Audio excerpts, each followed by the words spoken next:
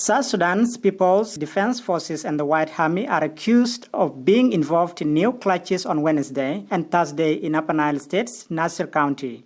James Galwak, the Nasir County Commissioner, says the clash started when an army general ordered his bodyguards to shoot in the air for no clear reason. He says he narrowly escaped shelling targeting his office and compound. The second shelling fall into my compound. They fall into my office. They bomb us three times. The fourth bomb fall into my residential area. It seemed like they were also targeting because they knew my office and they also knew my residential area. He says other troops deployed in Western Nasir came to the compound and aimed to go to his office. But he says the White Army militia marched into town after hearing the shelling and rescued him. Galwak says 4 civilians were killed, including one woman who was sheltering at his residential area. He also says 13 dead soldiers were discovered in the market yesterday evening.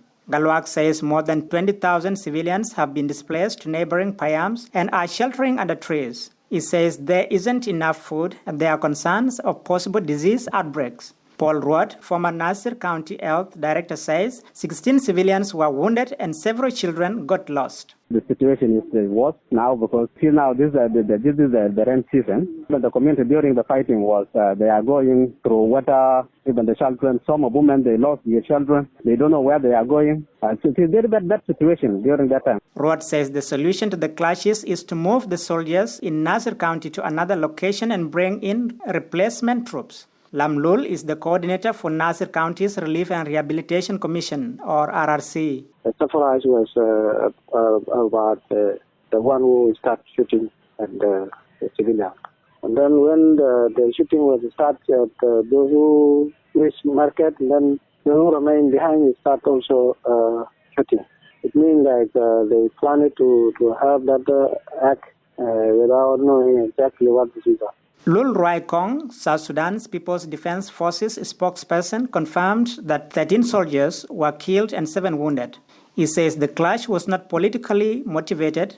Rai says a commander discovered his wife was having an affair with a colleague and took the accused colleague to court. He went to appear before the traditional authority. In fact, the court session went on very well. Deliberations were made and the court was adjourned at around 3 p.m. While they were on their way back to their residence, they were ambushed and the accused was killed along with his bodyguards. That was how the clashes started. He dismisses allegations that White Army fighters were part of SSPDF forces in Nasir. Rai says Nasir commissioners and civilians should stop calling for new SSPDF troop deployments. The second point that I would like to underscore is that the authorities in Nasir, successive commissioners in Nasir, have developed this habit of calling for redeployment of SSPDF forces each time there is a problem.